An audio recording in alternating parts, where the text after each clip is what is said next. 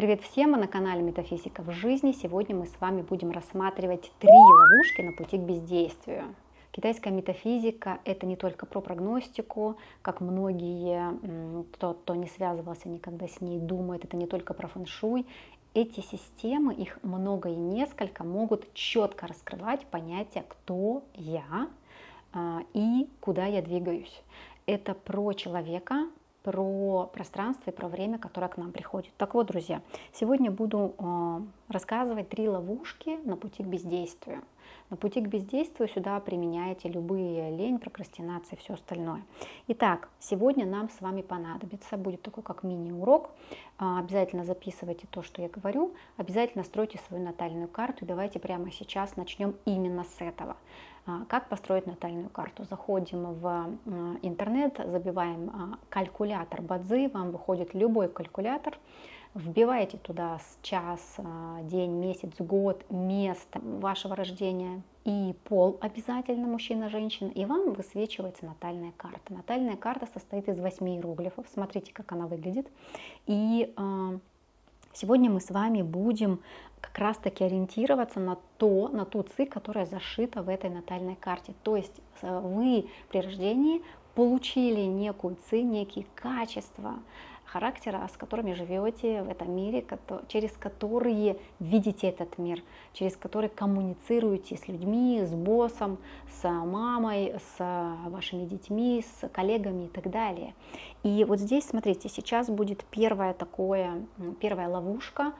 Это отсутствие самовыражения в натальной карте. Что такое самовыражение?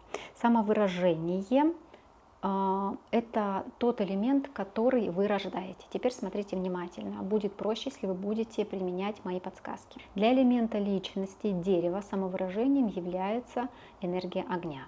Для элемента личности огонь самовыражением является земля.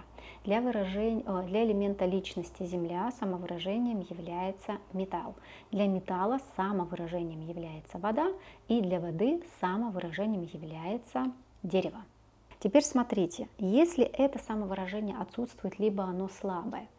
Отсутствует это, когда мы напрочь с вами в своей натальной карте не видим. Ну, допустим, да, вот примерно, смотрите на карту. Здесь для элемента личности воды самовыражением должно быть дерево. А оно отсутствует в карте, то есть его совсем нет. Это и есть отсутствие самовыражения в карте. И второе, когда оно слабое. Слабое это значит, смотрите, что в натальной карте оно есть только в нижней части и отсутствует в верхней. То есть, когда отсутствует наверху, это значит слабое самовыражение. При таком раскладе возникают трудности с постановкой целей, с началом действия, с инициативой, в том числе с планированием, процессом и выполнением какой-то задачи. Вторая ловушка – это когда у человека есть сильные ресурсы. Что значит сильные ресурсы? Точно так же строим натальную карту, ищем ресурсы. Ресурсом будет для дерева – это вода, для элемента личности огонь – это дерево, ресурсом для элемента личности вода будет металл, для элемента личности земля будет огонь, для элемента личности металл ресурсом будет земля. Дальше ищем его в натальной карте. Если они более чем из 2 элементов, и особенно если проявлены, то есть находятся наверху в квадратиках вашей натальной карты, то здесь возникнут трудности, потому что слишком много комфорта. И так хорошо. И второе – это поддержка от близких. То есть человеку, вот я как назвала эфир, да, 3 ловушки от бездействия, да, ему и так нормально, зачем действовать?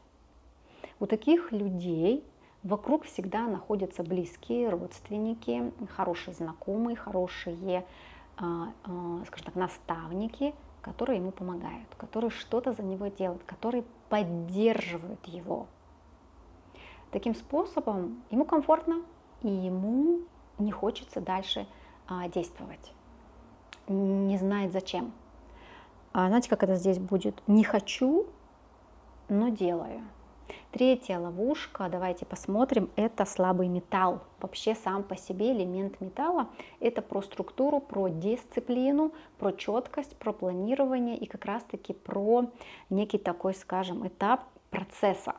Здесь смотрим, опять то же самое, рассчитали натальную карту. Металл у нас с вами такого серого цвета в натальной карте, и вы увидите обозначения, они подписаны, например, металл Ян и металл Инь. Смотрим свою натальную карту, если в вашей натальной карте отсутствует металл, либо он слабый. Что значит слабый? Это когда один и непроявленный.